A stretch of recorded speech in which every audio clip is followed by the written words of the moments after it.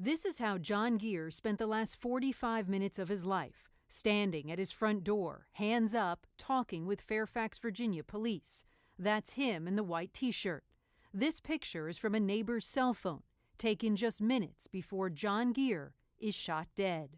You had one officer standing here.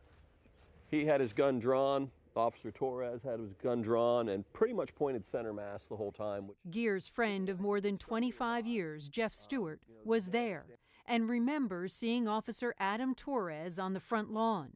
In this photo, you see his weapons raised, pointing directly at John Geer. It was the middle of the afternoon, August 2013. John Geer's girlfriend of 24 years had called police saying she was moving out and that Geer was throwing her belongings here on the front lawn. It was called in as a domestic dispute. Listen to the 911 call. Okay, does he have any weapons in the house? Shotguns, handguns, the kind of guns he has, but they're in the case. Turns out John Geer does have one gun out of the case, a .357, but it's in a holster. He even shows it to Officer Rodney Barnes, a trained police negotiator also on the scene. That's Barnes in the blue vest, to the left of Officer Torres. Barnes will say later in taped interviews with investigators that Geer never threatened police or ever took his gun out of the holster. John, County Police, we have an ambulance here to help you. Need you to come to the door. Barnes talks calmly with Geer for nearly an hour, trying to convince him to come out of the house. He said, I don't want anybody to get hurt. I said, I don't want to get shot. I don't want anybody else to get shot. Geer, a self-employed father of 2 teenage girls, refuses to come out unless Torres and the other armed officers back far away. Officer Torres, still aiming his gun, is making Geer nervous. He said, hey, can you not point that gun at me? Can you get officer or whatever to lower his gun? A few times, Geer asks permission to move. A couple times he needed to scratch his nose. He would say, hey, I'm going to scratch my nose. And he would slowly take his hand and scratch his nose. But Officer Torres remembers it differently. He brought both his hands down in a quick motion towards his waist, and I fired a shot right through the screen door and hit him. A single shot, and John Geer goes down in his own home. Remember, he hadn't committed a crime, and he wasn't holding a weapon. Jeff Stewart saw his friend get shot. John was hit lower left side on his rib cage. I watched from up there, and as soon as they shot, he pulled his hand down to here. He spun inside the house and pulled the door shut behind him. And you could see where his hands were at the moment he was shot. Yeah, his hands were above his shoulders. Just like Officer Barnes, the police negotiator, remembers it. I heard a pop, and he had just scratched his nose and put his hand back up there, and it just happened so fast.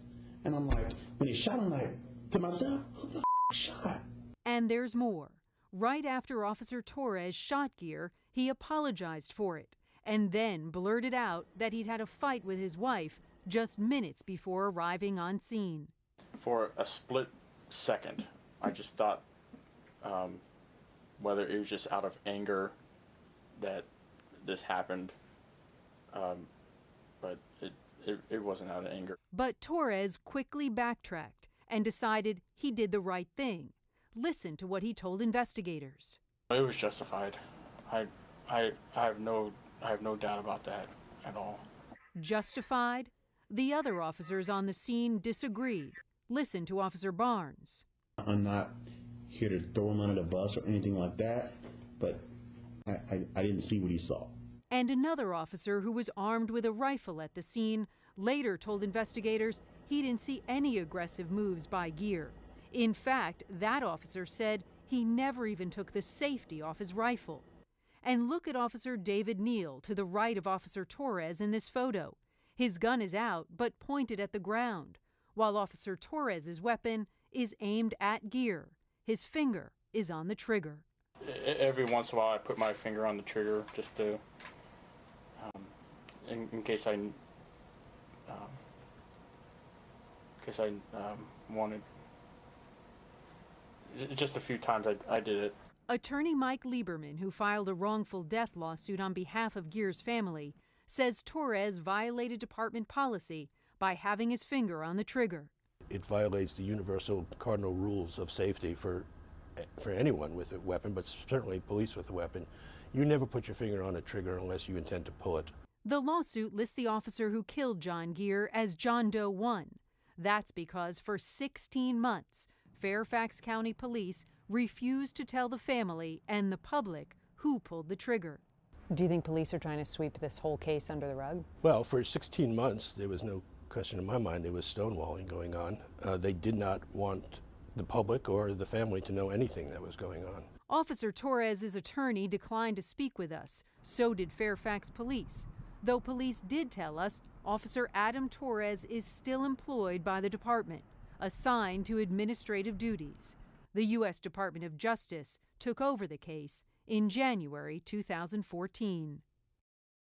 So where does the case now stand?